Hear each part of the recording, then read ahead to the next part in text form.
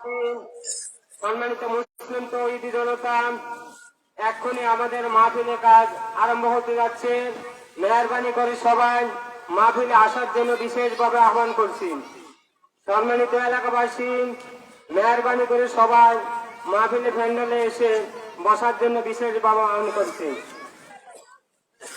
সম্মানিত এলাকাবাসী, সম্মানিত মুসলিম তৌহিদি জনতা, এই পর্যায়ে আমাদের মাঝে কোরআন হাদিস থেকে আলোচনা নিয়ে আসছেন মোহাম্মদ নাহিদ হুসাইন।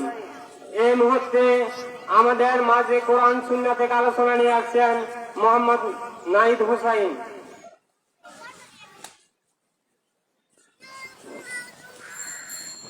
আসসালামু আলাইকুম ওয়া রাহমাতুল্লাহি ওয়া বারাকাতুহু।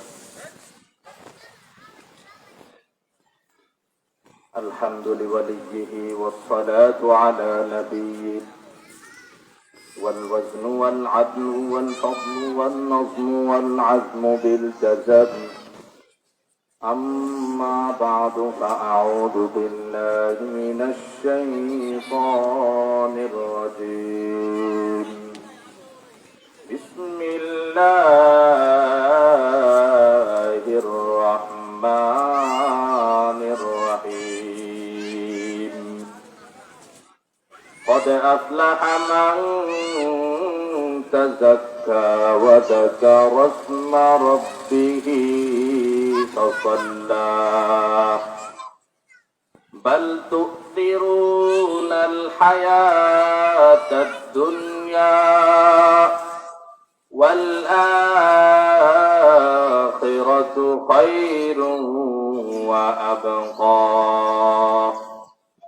وقال رسول الله صلى الله عليه وسلم إن أحب أسمائكم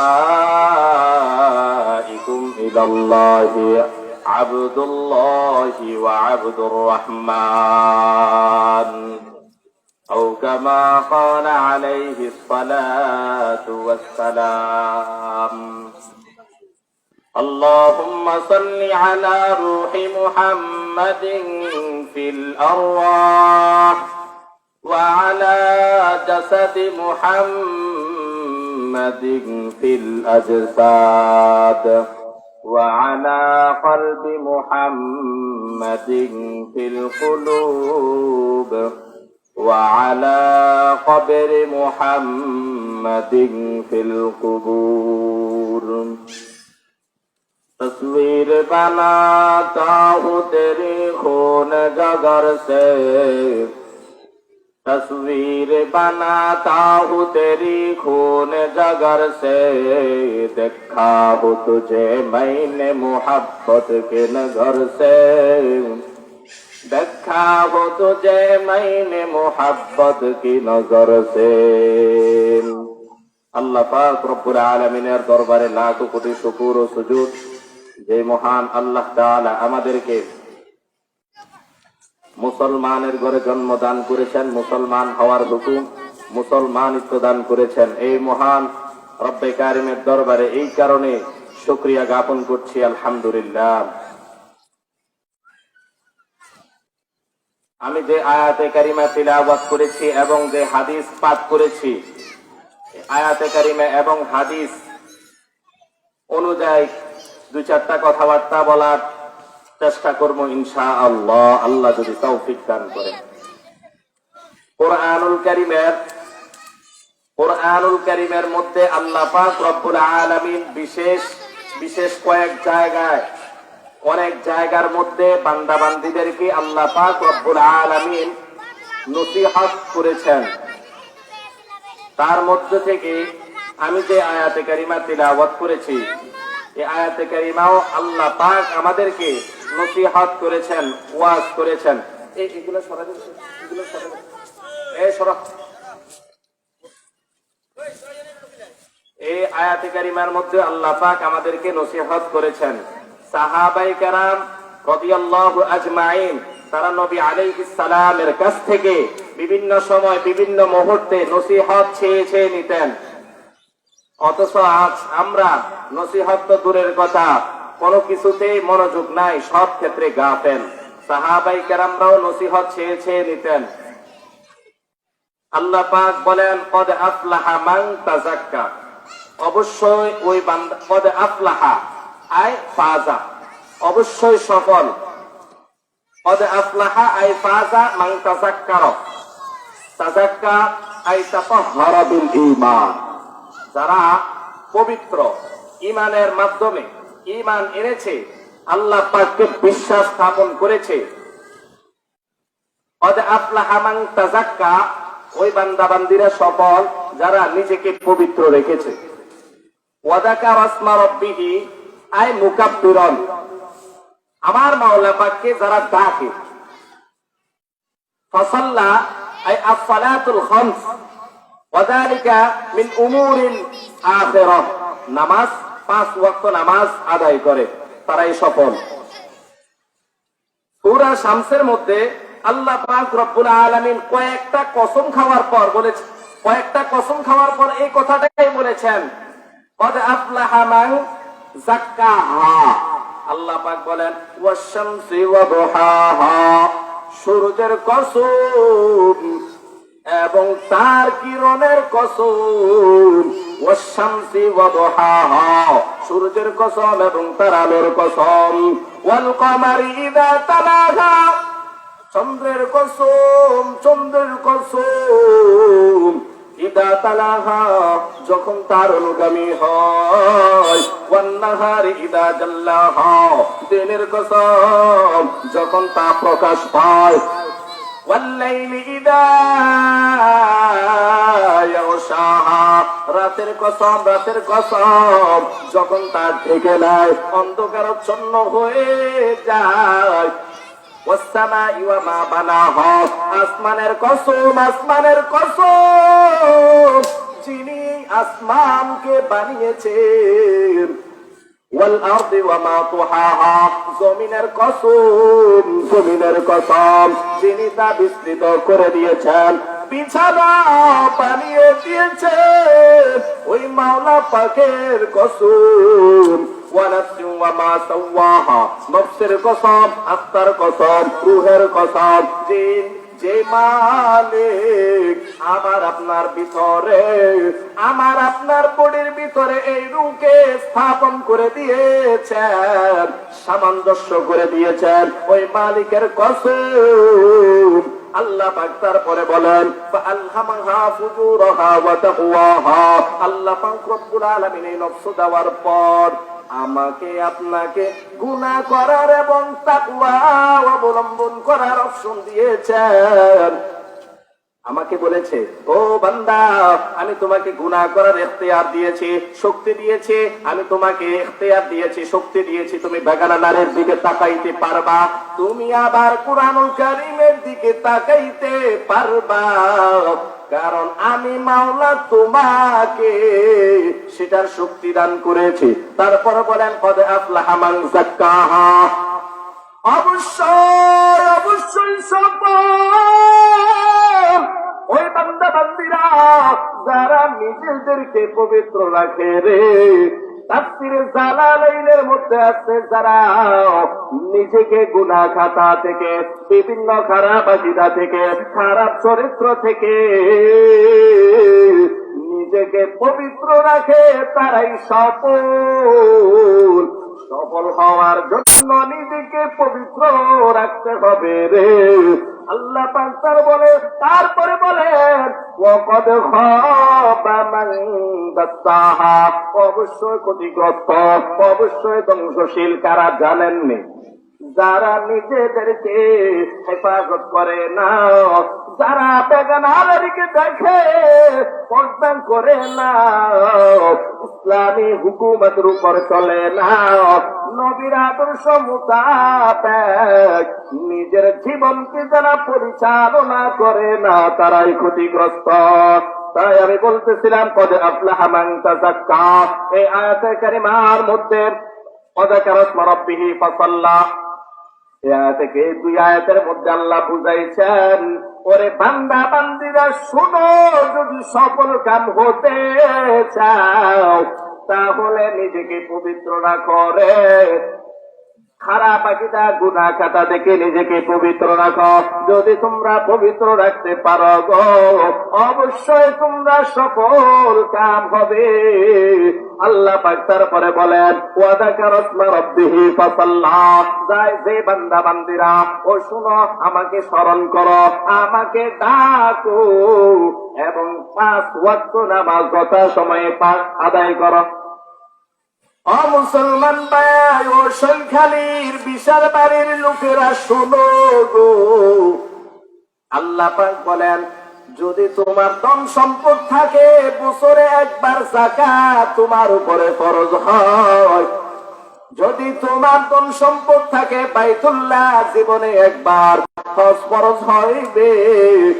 সারা বছরে রমজানে শুধু রোজা রাখা তোমার উপর ফরজ, আমার উপরে ফরজ। কিন্তু আমার মাওলা বলেন, প্রতিদিন তোমার উপরে আমি 5 ওয়াক্ত নামাজ ফরজ করে দিয়েছি। আল্লাহ বলেন, যদি সফল কাম হতে চাও তাহলে 2টা কাজ করতে হবে। কয়টা? 1 নাম্বার, আমাকে ডাকো, নিজেকে পবিত্র রাখো, খারাপ আকীদা খারাপ চরিত্র। 2 নাম্বার, আমাকে ডাকো এবং 5 ওয়াক্ত নামাজ আদায় করো রে। যদি 5 ওয়াক্ত নামাজ আদায় করো, আল্লাহ পাক বলেন কত, অবশ্যই অবশ্যই বান্দা বান্দিরা সফল কাম হতে যদি চাও 5 ওয়াক্ত নামাজ আদায় করতে হবে যথা সময়ে। সৈখালীর মুসলমান শুনে, একমাত্র আম্বিয়াই কেরাম আলাইহিস সালাতু ওয়াস সালাম ছাড়া এই দুনিয়াতে কেউ গুনাহ মুক্ত নয়, সবাই গুনাহের মধ্যে জড়িত। কিন্তু গুনাহগারদের মধ্যে থেকে সর্বোত্তম গুনাহগার, সর্বোত্তম ব্যক্তি হলেন ওই ব্যক্তি যে ব্যক্তি নিজেকে সব সময় তওবার মধ্যে জারি রাখে রে। মায়ার নবী রাহমাতুল লিল আলামিন বলেন, আত্তাইবু মিনাদ যামবি কামাল্লা যামবালা। কোন বান্দা বান্দি যদি গুনাহ করার পর তওবা করে আমার নিকট কাকুতি মিনতি করে রে, তাহলে ওই বান্দা বান্দিরা এমন হয়ে যায় যেমন সে আজকে মায়ের পেট থেকে নতুন এসেছে, তার কোনো গুনাহ নাই। এই কারণে বলছিলাম, গুনাহ থেকে মুক্ত থাকার উপায় হলো তওবা করা। আস্তাগফিরুল্লাহ আস্তাগফিরুল্লাহ, হাঁটা চলা সব ক্ষেত্রে আস্তাগফিরুল্লাহ পড়লে সমস্যা কি? আস্তাগফিরুল্লাহ পড়তে পারেন, হে আল্লাহ তুমি আমাকে মাফ করে দাও। তারপরে বলেছেন, বাল তুতিরুনাল হায়াতাদ দুনিয়া, আল্লাহ পাক বলেন, ও দুনিয়ার মুসলমানরা, তোমরা যে গুনাহের মধ্যে জড়িত হয়ে যাও, গুনাহ তোমার মাধ্যমে হয়ে যায়। কেন হয় তুমি কি জানো গো? একমাত্র তোমরা দুনিয়ার স্বার্থকে প্রাধান্য দাও। প্রত্যেকটা ক্ষেত্রে তোমরা দুনিয়াকে প্রাধান্য দাও, দুনিয়ার চাও। এই কারণে তোমরা দুনিয়ার ক্ষেত্রে গুনাহের মধ্যে জড়িত হয়ে যাও। আমাদের অভ্যাস হলো রে ভাই, শরীয়তের কোন কাজ করার ক্ষেত্রে তো আমরা সওয়াবের দিকে লক্ষ্য রাখি, দুনিয়ার ক্ষেত্রেও শরীয়তের ক্ষেত্রে তো আমরা রাখি রে, দুনিয়ার ক্ষেত্রেও আমরা রাখি, শরীয়তের ক্ষেত্রেও রাখি। দুনিয়ার স্বার্থটা কিভাবে? একজন আমাকে বলল, হুজুর আমার বাবা ইন্তিকাল করেছে, আজ 1 বছর হয়েছে, আমি এখন মৃত্যুবার্ষিকী পালন করতে চাই। আমি বললাম, ভাইয়া মৃত্যুবার্ষিকী আপনি যে আমার কাছে পরামর্শ চাইতে আসছেন, মৃত্যুবার্ষিকী যদি হাদিসে এবং কোরআনে থাকতো তাহলে আপনি আমাকে জিজ্ঞাসা করতে পারতেন, আপনার প্রশ্নটাই ঠিক হয় নাই। আপনি আমাকে বলতেন, হুজুর আমি আমার আব্বা মারা গেছে, 1 বছর হয়ে গেছে, এখন আমি কি করতে পারি রে? তখন আমি বলতাম, আপনার বাবার জন্য অমুক অমুক সদকায়ে জারিয়া করেন। এখন তো আপনি সিদ্ধান্ত নিয়ে এসেছেন যে আপনি বাবা 1 বছর হওয়ার পর মৃত্যুবার্ষিকী পালন করবেন।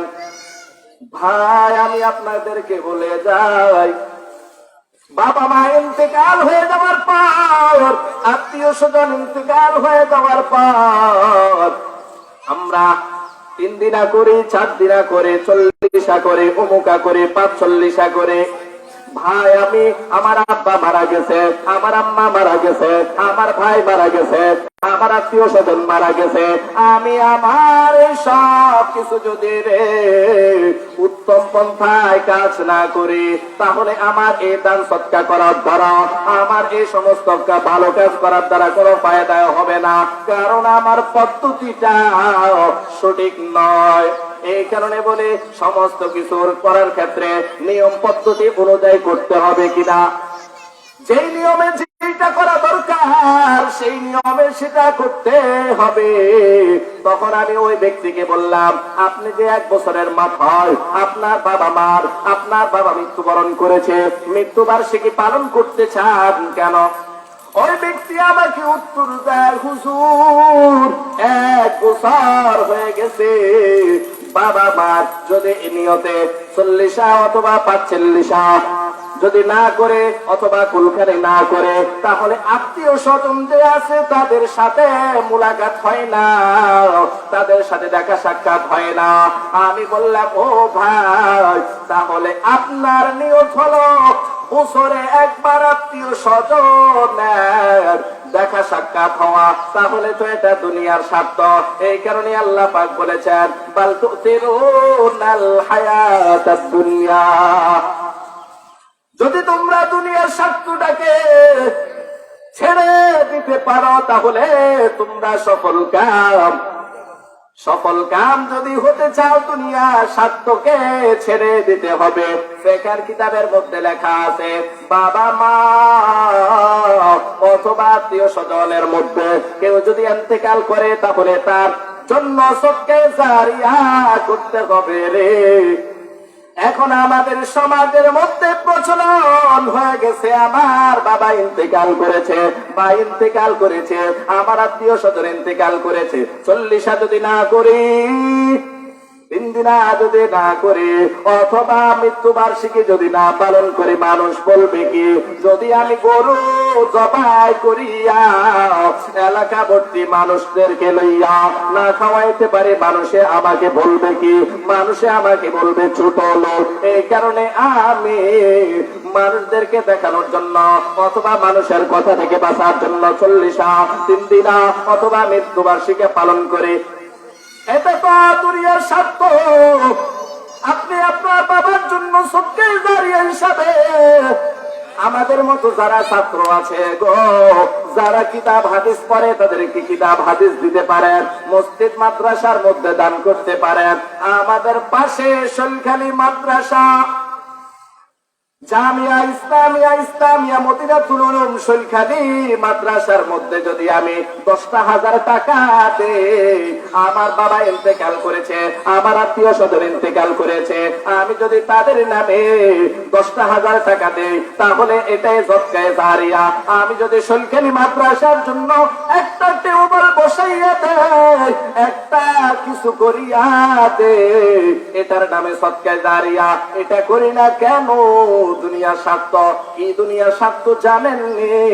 আমি যদি সলখালি মাদ্রাসায় 10,000 টাকা দেই, আমি যদি সলখালি মাদ্রাসায় একটা ছাগল দেই, আমি যদি সলখালি মাদ্রাসার একটা ছাত্রকে কিছু টাকা দেই অথবা একটা কিতাব কিনে দেই, আমাকেও যদি আপনি একটা কিতাব কিনে দেন, মানুষ তো আর দেখলো না, মানুষ তো আর জানলো না, বলল তার বাবা মৃত্যুবরণ করেছে অথবা অথচ সে কিছুই করলো না, তাহলে এটা মানুষের বলবে কি? এই কারণে মানুষকে দেখানোর জন্য, দুনিয়া স্বার্থের জন্য মানুষ গরু জবাই করিয়া 2-4 এলাকা মিলিয়া দাওয়াত করে খাওয়ায় কি খাওয়ায় না? মানুষ এমন আছে রে ভাই, খাওয়ানোর পরে বলে গোস্তটার মধ্যে লবণ হয় নাই, অথবা 2 টুকরা হয়েছে, অথবা কমতি হয়েছে, অমুক খাদিমদার ভালো নয়।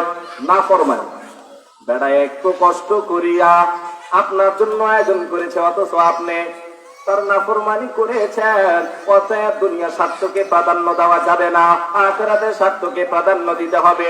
আব্বা আম্মা অথবা আত্মীয় স্বজন মৃত্যুবরণ করলে তার যে নিয়ম নীতি আছে, সুন্দর পদ্ধতি আছে রে, নিজাম রয়েছে, ওই নিজাম অনুযায়ী কিতাবের এবং হাদিসের যে ভাষ্য অনুযায়ী সদকা জারিয়া করতে হবে। করবেন কিনা? মাদ্রাসার ছাত্রদেরকে দেখলে মহাব্বত করবেন, টাকা পয়সা দিবেন, মাদ্রাসার মধ্যে একটা কুরআনুল কারীম দিবেন, কিতাব হাদিস দিবেন। আব্বা আম্মার নিয়তে, আব্বা আম্মা অনেকের নাই, অনেকের ভাই নাই, অনেকের আত্মীয় স্বজন কবর দেশের বাসিন্দা হয়ে গেছে, আছে না নাই? আছে। তাহলে তাদের নামে আমরা সদকা জারিয়া করব। আমাদের পাশে শৈলখালী মাদ্রাসা আছে, শৈলখালী মাদ্রাসার উস্তাদদেরকে অথবা আমাদের হাফেজ আবু তাহের সাহেবকে বলবো, আমি এত টাকা দিলাম যে শৈলখালী মাদ্রাসার জন্য কিছু করে নিয়েন। এটাই সদকা জারিয়া। কেন আমরা এটা করি ভাই? দুনিয়ার স্বার্থ। একটা সন্তান যখন জন্মগ্রহণ করে তখন তার জন্য প্রথম করণীয় হলো নাম রাখা। কি রাখা? আজান টাজান তো আছে, নাম রাখা। নাম রাখার ক্ষেত্রেও আমরা কি করে দুনিয়ার স্বার্থকে প্রাধান্য দেই? মায়ার নবী রাহমাতুল লিল আলামিন বলেন, ইন্না আহাব্বা আসমাইকুম ইলাল্লাহি আব্দুল্লাহি ওয়া আব্দুর রহমান। মায়ার নবী বলেন, ও দুনিয়ার মুসলমানেরা শুনো, দুনিয়ার মধ্যে সর্বোত্তম নামটা হলো আব্দুল্লাহ, আব্দুর রহমান। আমাদের আবুল হোসেন কাকা, আমার সম্মানিত কাকা, তার সন্তান দুইজনের নাম এই শ্রেষ্ঠ নাম রেখেছে। আলহামদুলিল্লাহ বলেন। এই মাহফিলের জন্য আমার কাকা কত কষ্ট, কত শ্রম, এই মসজিদের জন্য আমার কাকার কত শ্রম, কেউ দায় দিতে পারবে না। আল্লাহর শুকরিয়া, আমার কাকার মেহনতে এতটুকু এগিয়ে এসেছে। আমার কাকা যদি এতটুকু না করতেন তাহলে এতটুকু আসতো না। সকলে আমার কাকাকে লেখা দান করার, লেখা বৃদ্ধি করার দোয়া করবো কিনা?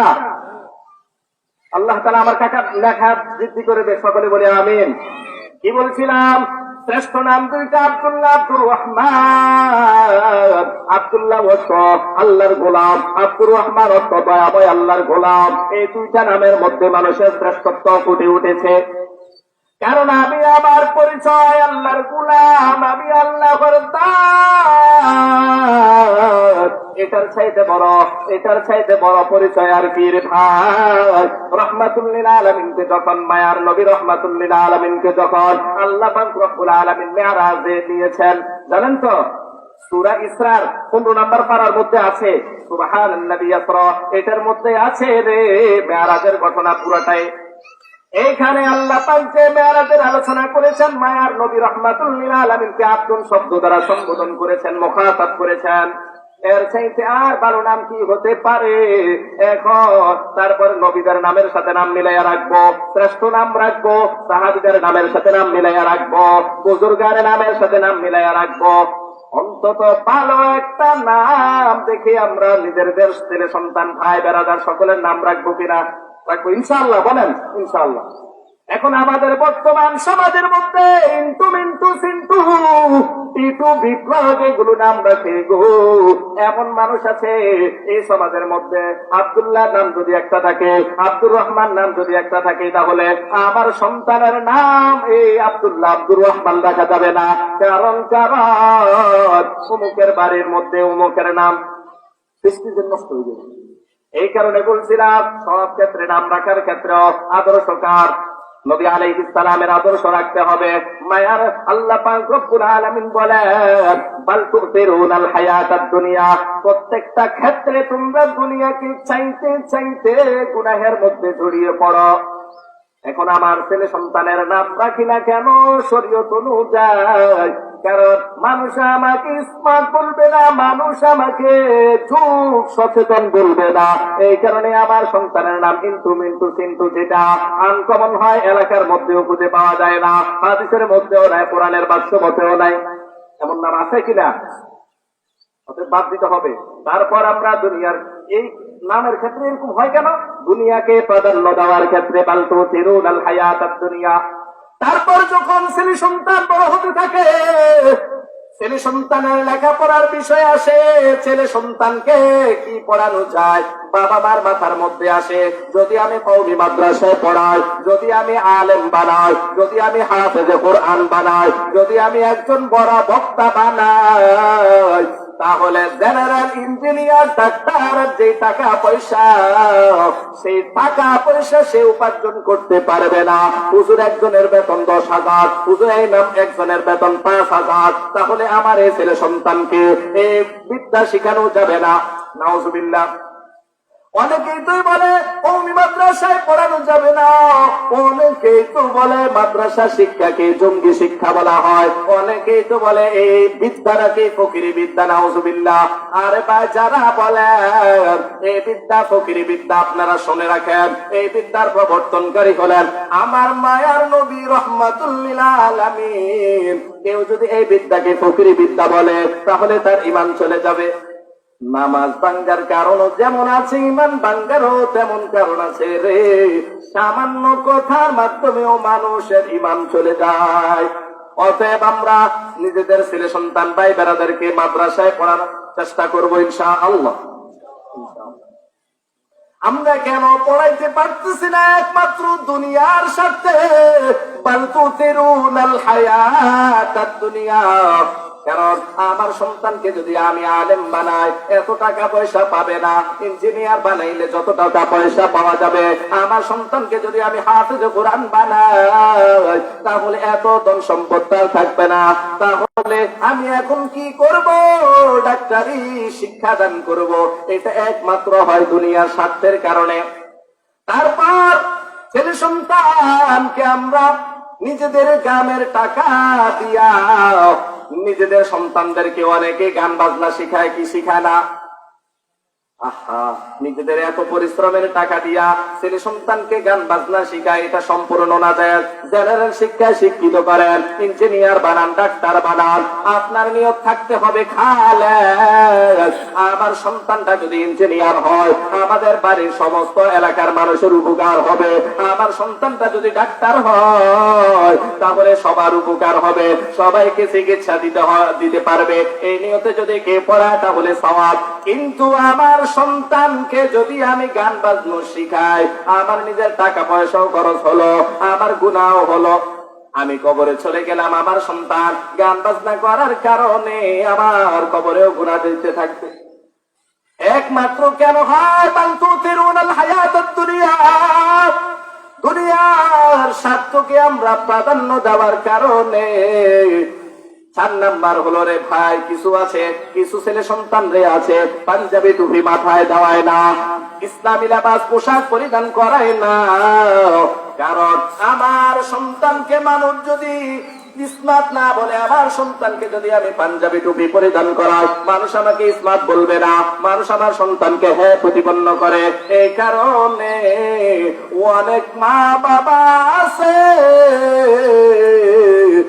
সন্তানদেরকে ইসলামের পোশাক অনুযায়ী গায়ে দিতে দেয় না, ইসলামের লেবাস পোশাক গায়ে দেয় না। কারণ যুগ সচেতন মানুষ আমাকে বলবে না। তারপর কেন আসে? এরকম হয় কেন? দুনিয়ার স্বার্থের কারণে। তারপর বিবাহ শাদীর ক্ষেত্রে আসেন, মায়ার নবী রাহমাতুল লিল আলামিন বলেন, তুনকাহুল মারআতু লিআরবাইন ওয়া লিমালিহা ওয়া লিহাসাবিহা ওয়া লিজামালিহা ওয়া লিদীনিহা ফাসবার বিযাতিদ দ্বীন। 4টা জিনিস দেখিয়া তোমরা বিবাহ করবে। কয়টা? ওলি মালিহা, সম্পদ দেখিয়া, ওলি হাসাবিহা, তার বংশ দেখিয়া, ওলি জামালিহা, কয় নাম্বার? 3 নাম্বার হলো তার সৌন্দর্য দেখিয়া, ওলি দীনিহা, তার দিনদার দেখিয়া বিবাহ করবে। কিন্তু আমরা সমাজের মধ্যে দুনিয়াকে প্রাধান্য দেওয়ার ক্ষেত্রে, প্রাধান্য দেওয়ার কারণে শুধু সৌন্দর্যটা চাই, শুধু ধন সম্পদ চাই। এই কারণে আমরা দুনিয়া পদে পদে আমরা গুনাহের মধ্যে জড়িয়ে পড়ি কিনা? আল্লাহর হাবিব রাহমাতুল লিল আলামিন বলেন, ফাসবার বিযাতিদ দ্বীন, দিনদারিকে প্রাধান্য দাও। আমি সম্পদকে প্রাধান্য দেই, আমাদের সমাজের মধ্যে সম্পত্তি প্রাধান্য দেয়। শ্বশুরের কত জায়গা আছে, শ্বশুরের কত টাকা আছে, আমি কত টাকা পাবো, শ্বশুরের কত জায়গা জমি আছে, আমি কতটুকু পাবো। এই কারণে দুনিয়াকে প্রাধান্য দিছে কি দিছে না? আল্লাহর হাবিব রাহমাতুল্লিল আলামিন বলেন, ফাসবার বিদাতিদ্দিন, দিনদারিকে প্রাধান্য দেয়। একমাত্র যদি দুনিয়ার প্রাধান্য দেওয়াকে, দুনিয়ার স্বার্থকে তোমরা ছেড়ে দিতে পারো, তাহলে তোমরা অবশ্যই অবশ্যই সফল। আল্লাহ পাক রব্বুল আলামিন এটাই বলেছেন, কদ আফলাহা মান তাযাক্কা وذكر اسم ربه فصلى بل تؤثرون الحياة الدنيا। আমাকে ডাকো, অবশ্যই সফল। যে নিজেকে গুনাহ থেকে মুক্ত রাখবে, আমাকে স্মরণ করবে, বিশেষভাবে নামাজের মাধ্যমে আমাকে স্মরণ করবে। কেন উঠে না, কেন হয় না? একমাত্র কারণ হলো আমরা দুনিয়ার সব জিনিসকে স্বার্থ, দুনিয়ার স্বার্থকে প্রাধান্য দেয়। তারপর আল্লাহ পাক বলেন, ওয়াল আখিরাতু খায়রুন ওয়া আবকা। আল্লাহ পাক বলেন, ও দুনিয়ার মুসলমান, অসংখ্যানের মুসলমান মা ও বোনেরা, শুনে রাখেন, শুনে রাখেন। আল্লাহ বলেন, ওয়াল আখিরাতু খায়রুন, আখিরাত হলো উত্তম, আবকা এবং চিরস্থায়ী।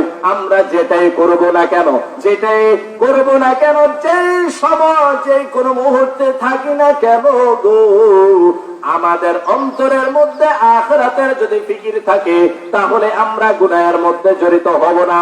আখিরাতের ফিকির যদি আমাদের অন্তরের মধ্যে থাকে, আমরা আল্লাহকে স্মরণ করব।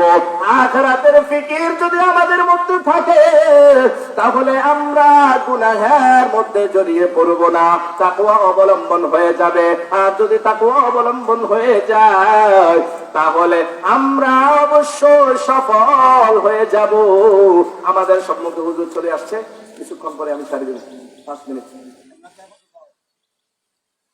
এই কারণে বলছিলাম, যদি তুমি আখিরাতকে প্রাধান্য না দাও, তাহলে তোমরা অবশ্যই বেকার হয়ে যাবে। ও দুনিয়ার মুসলমান, দুনিয়ার হায়াতটা খুবই সংকীর্ণ। আমরা দুনিয়ার এই সংকীর্ণ হায়াতকে প্রাধান্য দিতে গিয়ে, আমরা দুনিয়ার এই সংকীর্ণ জীবনকে প্রাধান্য দিতে গিয়ে রে আখিরাতের চিরস্থায়ী জীবনটাকে আমরা বিলীন করে দেই। এই কারণে যারা আজকে বর্তমানে ঈমানের বিরুদ্ধে কথা বলে, আজকে বর্তমানে যারা ইসলামের বিরুদ্ধে কথা বলে রে, অবশ্যই অবশ্যই তারা দুনিয়া স্বার্থের কারণেই করে, যাতে করে ইসলামের নাম নিশানা মুছে দেওয়া যায়। নাম নিশানা মুছে দেওয়ার মাধ্যম কারণে তারা এই ক্ষণস্থায়ী জিন্দেগিকে তারা চিরস্থায়ী আখিরাতের জিন্দেগির জন্য বিলীন করে দেয়। পরে কি করে না? ও নবীর উম্মতের দল, রবিবারে আমি হারফিকে ওয়াজ করেছিলাম কোরআনুল আয়াতের 5 নাম্বার পারা 9 নাম্বার পৃষ্ঠা, ওয়া মান ইউতি'আল্লাহা ওয়ার রাসূল ফাউলাইকা মা'আল্লাযীনা আন'আমাল্লাহু আলাইহিম মিনান নাবিয়্যিনা ওয়াস সিদ্দীকিনা ওয়াশ শুহাদা'i ওয়াস সালিহিন। এই আয়াতের তরজমা হলো, যারা আল্লাহ এবং তার রাসূলের ইতাআত করে, আনুগত্য করে, আল্লাহ এবং তার রাসূলের হুকুম অনুযায়ী নিজেকে পরিচালনা করে, তারাই সফল। কাল কিয়ামতের ময়দানে জান্নাতে তারা নবীদের সাথে থাকবে, জান্নাতে তারা সিদ্দিকগণের সাথে থাকবে, জান্নাতে তারা শহীদগণের সাথে থাকবে। এই আয়াতের তাফসীরে রয়েছে কিছু কথাবার্তা, আমি 10টা কথা বলেছি। যারা নবীর আদর্শকে ভালোবাসতে চায়, নবীর আদর্শকে ভালোবাসতে হবে। মান আহাব্বা সুন্নতি ফাকাদ আহাব্বানি ওয়া মান আহাব্বানি কানা মাই ফিল জান্নাহ। এই হাদিসের প্রেক্ষাপট অনুযায়ী আমি কিছু কথাবার্তা বলেছিলাম, কিন্তু কিছু মানুষ আমার উপর ক্ষেপে উঠেছে। কারণ কি জানো? একমাত্র দুনিয়ার স্বার্থকে আমরা বাবা মা, আমাদের 14 পুরুষরা যেটা দেখে এসেছে, তুমি কোরআন হাদিসে বললেও কাম হবে না, তুমি যেটাই বলো কাম হবে না। কারণ আমরা শুনে এসেছি, আমরা দেখে এসেছি। আর বাবা মার দলিল দিয়েছে কারা? ইহুদি খ্রিস্টান কাফেররা।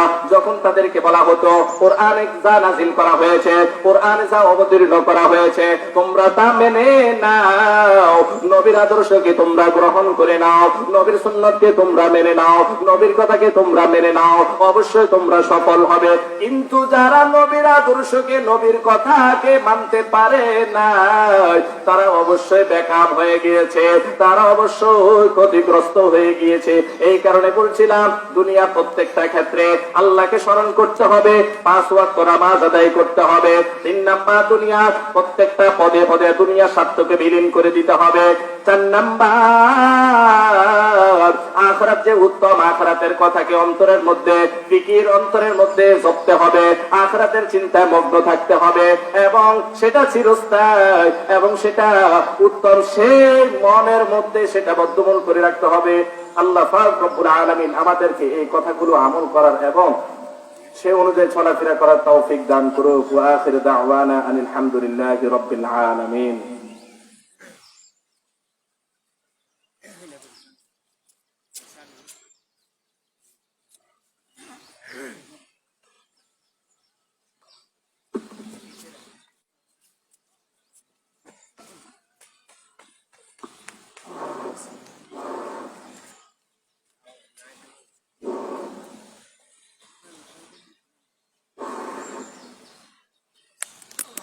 সম্মানিত